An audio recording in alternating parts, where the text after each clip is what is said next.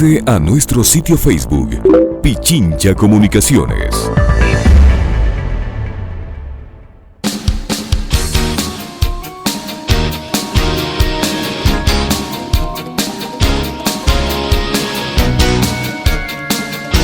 Pichincha Universal 95.3 FM y 94.5 en el noroccidente de Pichincha.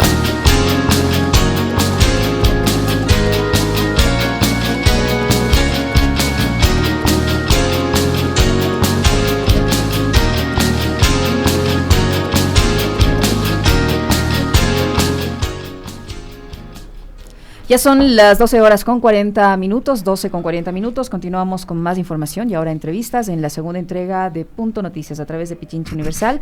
Nos acompaña en nuestros estudios Opi Nenquimo, vocero del caso Guarani, defensor de derechos humanos, así como Alex Lucitante, vocero también de la comunidad Cofán y defensor de los derechos humanos. Representantes de las comunidades indígenas Cofán y Guarani se encuentran en la capital de la República para realizar varias acciones en defensa de sus derechos a una consulta previa y autodeterminación respecto a la ejecución de proyectos extractivos en sus territorios. Ellos ya han tenido algunas reuniones y vamos a pedirle a Opi que nos cuente cómo les fue en esta reunión que mantuvieron ya con magistrados de la Corte Constitucional. Opi y Alex, buenas tardes, gracias por estar aquí, bienvenidos. Opi, cuéntenos qué tal les fue en esta reunión. Entiendo que ya fueron recibidos por jueces constitucionales. ¿Qué les dijeron? ¿Qué les pudieron informar sobre el pedido que ustedes están haciendo?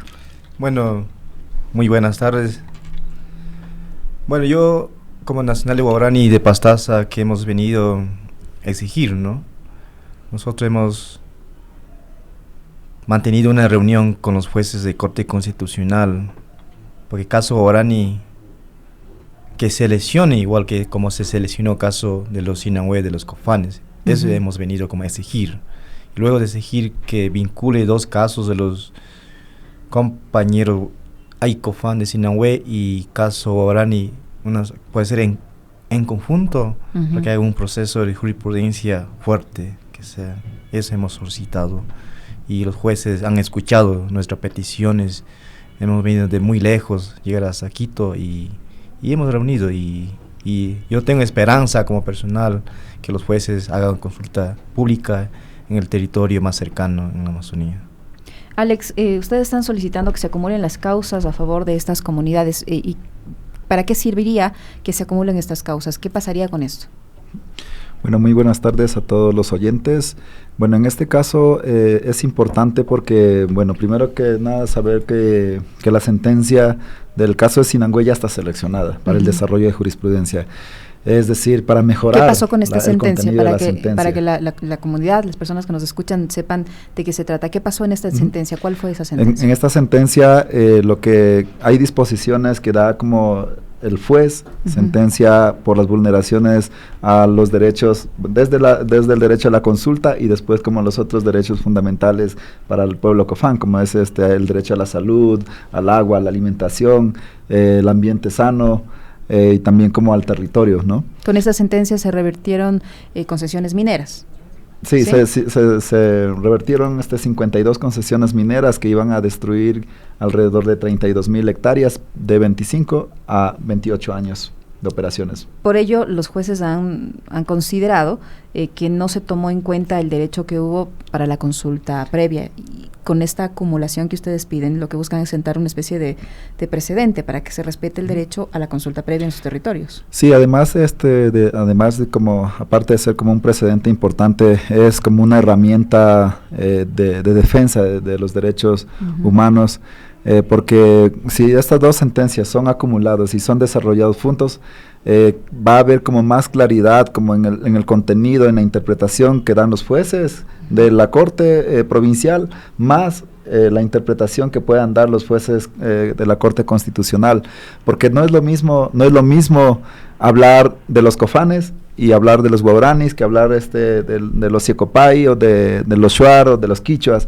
cada pueblo tiene su cultura diferente, su entendimiento, su forma de hablar y su forma de vivir de manera muy distinta. Y es por eso importante, ya que tenemos esta oportunidad de poder desarrollar algo bueno, que lo puedan hacer los dos juntos para que sea como claro en temas de consulta y consentimiento, y también como de los derechos que nosotros tenemos y están establecidos en la Constitución y en los instrumentos internacionales. Son las 12:43. Estamos conversando con Opi Nenquimo, vocero del caso Guaraní, con Alex Lunchante, también vocero de este proceso.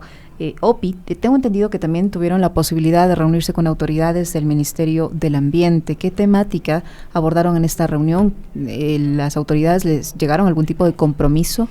¿En qué consistió este encuentro? Bueno, nosotros hemos reunido en el Ministerio del Ambiente, y nuestra sentencia que no está cumpliendo el Ministerio del Ambiente. Yeah. En nuestra sentencia dice muy claro, los funcionarios deben ir a capacitarse. Entonces, el Ministerio supuestamente es que ya han capacitado a sus funcionarios, los técnicos, pero sin participación de nosotros. No pueden capacitarse solos entre entre mundo mestizo, porque en la sentencia dice, nosotros sabemos cómo debemos ser escuchados, entonces ellos debían ir a capacitarse en el territorio, en sus comunidades. No capacitar a nosotros, participar en conjuntos, porque en esa reunión con viceministro en el Ministerio del Ambiente, él mismo supo manifestarse, que están aprendiendo de nosotros, pero la gran pregunta es, ¿cómo están aprendiendo? Solo viendo los textos están aprendiendo, pero igual necesitamos como vincularse nosotros, dar como cómo queremos desarrollar sobre la consulta, ¿no? Y eso hemos hecho, y igual la gente estaban asustados, los funcionarios, porque hay muchas notificaciones que no están dando seguimiento y están como guardando en la mesa. Entonces por eso hemos venido a exigir que dé cumplimiento. Eso hemos hecho. Igual yo quiero como en esa entrevista nosotros somos abogados y yo entiendo a veces partes. Quiero pasar a abogada Yasmín que hable un poco parte del proceso técnico. Entonces nosotros estamos igual, tenemos 2 equipos que estamos trabajando. Claro, con mucho gusto. Yasmín, pues, mientras Yasmín pasa a ocupar uno de los puestos y pueda darnos la explicación jurídica del caso, le vamos a pedir a Alex que nos cuente también, hubo el pedido para que se puedan reunir con el ministro de Recursos Naturales. Él no los ha recibido y en la cuenta de Twitter de la CONAIE se hace una especie de llamado de atención al funcionario en el sentido de que rechazan que no les haya recibido y que advierten en el sentido de que si las autoridades del Estado van a sus comunidades, así como aquí no les recibieron, allá van a encontrarse con las puertas cerradas. ¿Cuál es su opinión al respecto?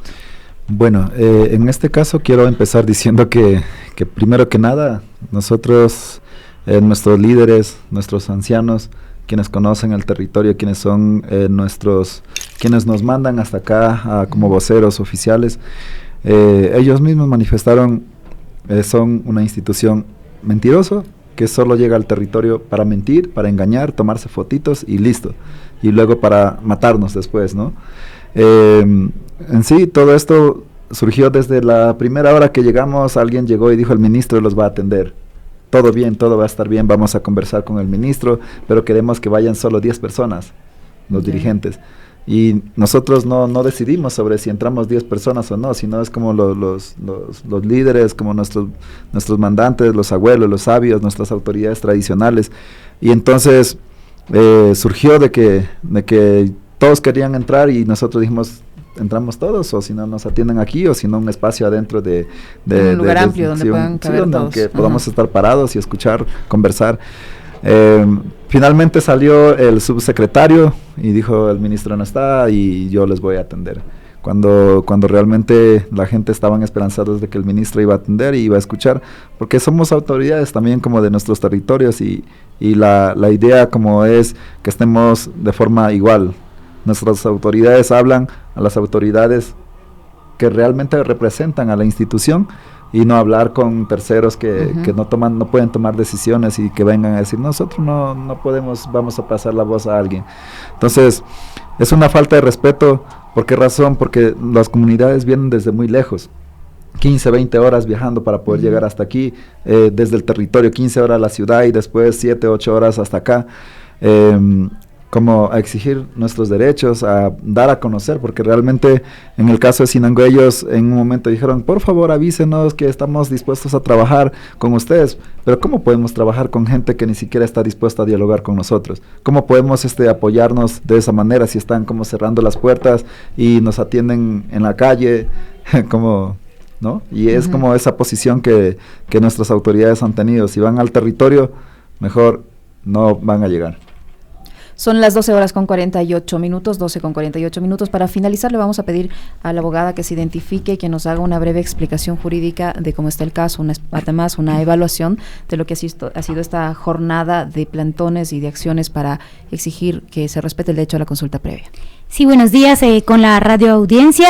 Bueno, como en resumen, soy la abogada que es parte del equipo legal, no solo soy yo, somos varios abogados, hay un equipo interdisciplinario que acompaña a las comunidades, tanto a las comunidades Guaraní de Pastaza como la comunidad Ecofan de Sinangue. Mi nombre es Yasmín Calva. Bueno, el objetivo de haber venido hasta aquí es primero solicitar a la Corte Constitucional que acumule a las sentencias Sinangue que seleccionaron en noviembre del 2019 para crear una jurisprudencia, pero esta jurisprudencia debe ser vinculante. ¿Qué significa esto? Que al seleccionar la sentencia, la Corte tiene la oportunidad histórica de desarrollar el contenido del derecho a la consulta previa libre informada. Si bien es cierto, en la sentencia a Ecofan de Sinangue, lo que se desarrolla es la vulneración al derecho a la consulta previa libre informada, pero en actividades extractivas. Y en el caso de las comunidades Guaraní de Pastaza, lo que se desarrolla es igual, la vulneración del derecho a la consulta previa libre e informada, pero con dos diferenciaciones. La una es que es actividades petroleras, pero también hablamos de pueblos de reciente contacto. Entonces la idea es que la sentencia Guaraní de Pastaza se seleccione o se acumule, diríamos así, a la sentencia de Sinangue. Esto para nosotros primero va a ser una herramienta que no solo va a servir para los pueblos de la Amazonía ecuatoriana, sino que va a ser una herramienta que va a servir a toda la región como tal. Pero sobre todo va a poder determinar la expresión tanto de la sentencia Guaraní. En la sentencia Guaraní ya nos dice la Corte Provincial de Pastaza que el proceso de consulta previa libre informada no debe ser entendido como un proceso de socialización, pero también añade algo, debe ser culturalmente adecuada y hace la insistencia y el hincapié de que no es lo mismo consultar al pueblo Guaraní que consultar a la comunidad Ecofan de Sinangue. En cambio, en la sentencia de la comunidad de Sinangue, el juez habla de derechos de la naturaleza, incluso reconoce la afectación del río Aguarico.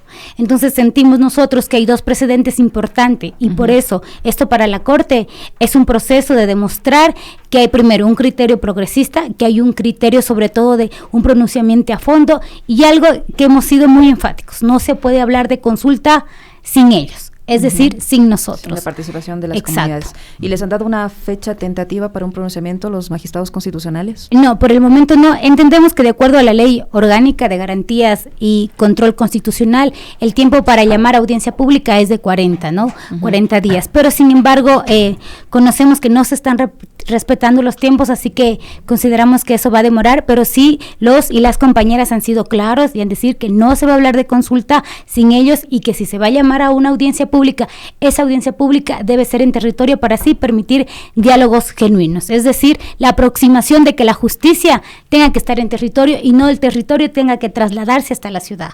Muy bien. Creo que quedó claro. Muchísimas gracias, señores y señoras y señoritas, por su presencia en nuestros estudios. Opi Nenquino, Alex Lusitante, representantes de la comunidad Guaraní y también de la comunidad Sinangue, ¿no?